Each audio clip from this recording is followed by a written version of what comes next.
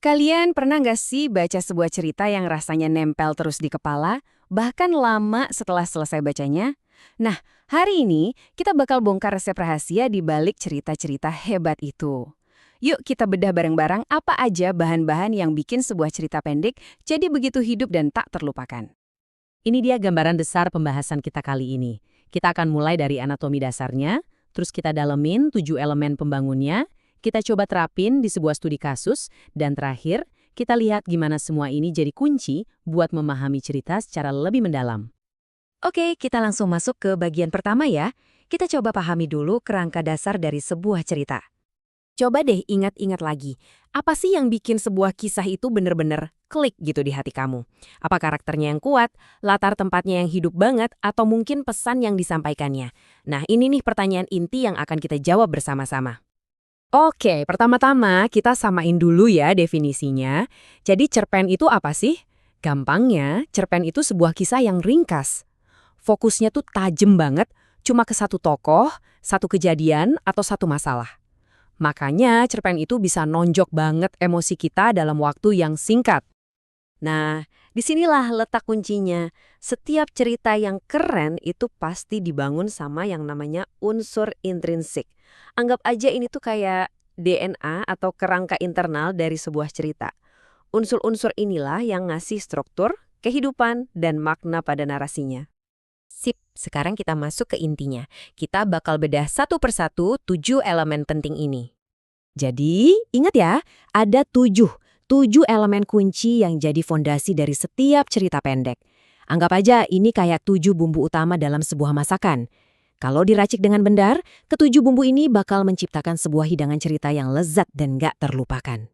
Dan inilah dia ketujuh elemen ajaib itu. Tema, ini jiwanya cerita. Terus, tokoh dan penokohan yang bikin narasinya hidup. Ada latar, panggung di mana semuanya terjadi. Alur yang bikin kita terus penasaran. Sudut pandang, ini kacamata yang kita pakai buat ngelihat cerita. Lalu, amanat, pesan tersembunyi di dalamnya. Dan terakhir, gaya bahasa. Ini sentuhan seni sang penulis. Sekarang, yuk kita kupas satu-satu. Oke, yang pertama, tema. Ini benar-benar jantungnya, jiwa dari sebuah cerita. Ini bukan sekedar topik loh ya, tapi gagasan pokoknya. Contohnya gini, topiknya bisa jadi perang, tapi temanya bisa jadi kemanusiaan yang hilang di tengah konflik. Jadi tema inilah yang memberi makna pada setiap kejadian. Selanjutnya, ini penting banget buat dibedain. Tokoh itu adalah siapa yang ada di dalam cerita, para pelakunya. Sedangkan penokohan itu bagaimana sifat mereka, karakter, watak, dan motivasi yang membuat mereka terasa hidup dan nyata.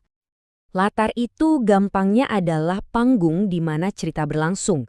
Ini mencakup 3 hal, kapan ceritanya terjadi, di mana ceritanya terjadi, dan bagaimana rasanya berada di sana.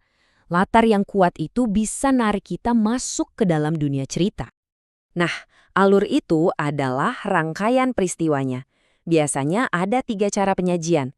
Alur maju, ini yang paling umum. Ceritanya lurus dari A ke B ke C. Alur mundur atau kilas balik, biasanya mulai dari akhir lalu membawa kita ke awal. Dan ada alur campuran yang bisa lompat-lompat antara masa lalu dan masa kini untuk membangun misteri. Sederhananya, sudut pandang itu adalah mata yang kita gunakan untuk melihat cerita. Apakah ceritanya dituturkan oleh si tokoh pakai kata aku, atau oleh narator di luar cerita yang menggunakan kata dia atau nama tokohnya? Setiap cerita biasanya membawa sebuah pesan. Nah, amanat inilah pelajaran atau nilai moral yang ingin dibagikan oleh penulis. Ini kayak bekal yang diharapkan bisa kita bawa pulang setelah selesai membaca. Ini adalah cara unik penulis dalam meracik kata-kata, kayak sidik jari mereka dalam tulisan.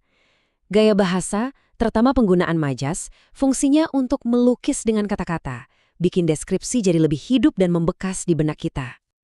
Nah, coba deh lihat contoh yang indah ini. Di sini, burungnya nggak cuma sekedar berkicau. Mereka seolah-olah menyanyikan lagu, sebuah tindakan manusia. Inilah yang disebut majas personifikasi yang membuat dunia cerita terasa lebih hidup dan magis. Oke, teorinya udah cukup nih. Sekarang waktunya kita uji pengetahuan kita dengan membedah sebuah cerita nyata. Kita akan membedah sebuah cerpen berjudul Hutan Merah.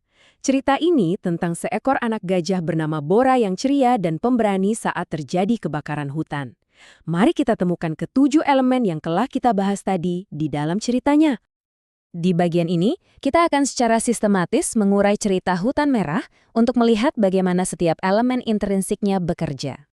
Nah, lihat deh betapa rapinya kerangka cerita ini pas kita pecah-pecah. Kita bisa lihat temanya tentang lingkungan yang langsung nyambung ke amanatnya untuk menjaga hutan. Semua elemen ini, mulai dari tokoh gajah bernama Bora sampai latar spesifik di Lampung, bekerja sama untuk menyampaikan satu pesan yang kuat. Kutipan ini dengan cerdas banget nunjukin gimana penulis membangun latar ceritanya dari paragraf pertama. Kita langsung tahu tempatnya di Lampung, waktunya siang hari, dan suasananya rindang, hanya dengan beberapa kata.